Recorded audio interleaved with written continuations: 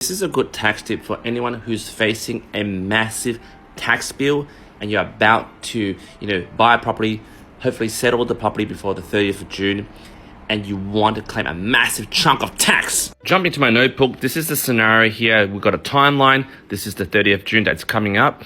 And the strategy is called interest in advance, paying interest in advance. And it only applies to people that have excess cash. So if you're a first home guarantee scheme, don't think about it. You only got 5% deposit. You've recently bought a property, right? It hasn't settled yet. Settlement is before the 30th of June, right?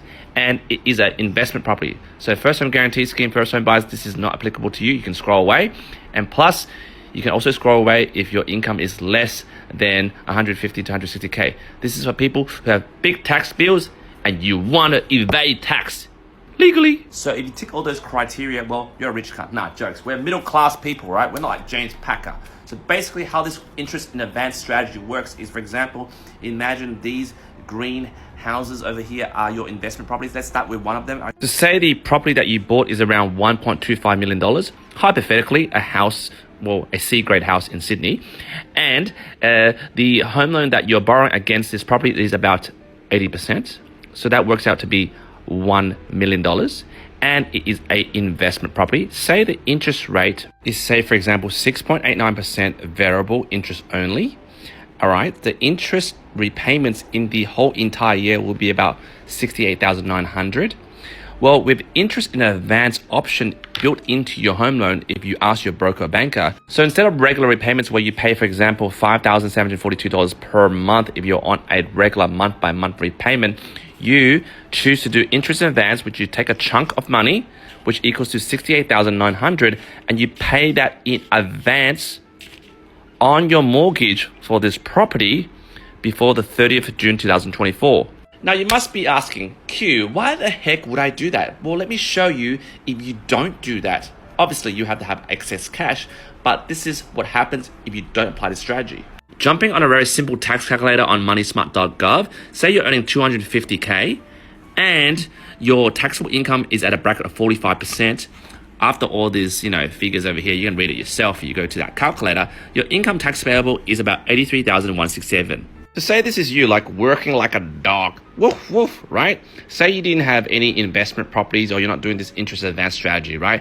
This is the amount of tax, 83K, that you'll be paying the ATO. So the ATO is represented by this irons because they are ironing out your ass, ironing out your bloody savings. But then you're like, hey, I'm applying the interest in advance strategy. You pay that in advance, and therefore you can put that in your tax returns to claim a tax deduction against this. So say your income is 250K, but you don't want to pay tax on 250K. So you can then apply the interest in advance, which is the money that you'll be paying through the loan structure over here. Then you minus 68,000 paid in advance, minus depreciation, council rates, maybe about 5 to 10K on top of that. And maybe you use the buyer's agent, minus that as well, because they're bloody expensive. So you as an old dog battler over here, you get that added together. For example, 88K, you get 88K minus 250K. Now you go to the ATO, you motherfucker over here, you can only tax me on 162K. Shit on that. So right now you go to this calculator again, you chuck in 162K, which is your new taxable income. Your tax payable at the moment is now down from 45 to 37%, and the tax is only 45K. Depending on how you do your tax returns, and I'm not giving like tax advice and I'm not your bloody accountant, you should technically get a refund, because if you're a PAYG, which is pay as you go, you already push that 83K out to the ATO as per pay as you go, you can get some of that money back. If you're like me and you're a bloody smart dog with a bit of excess cash from, a lot of mortgage brokering through TikTok.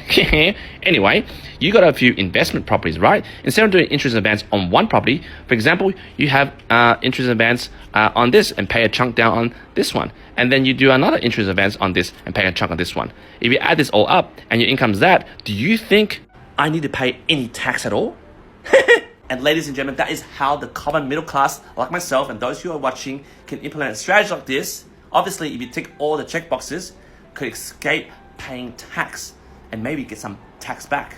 Jump in the comments, let me know what you think about the game of legal tax deduction.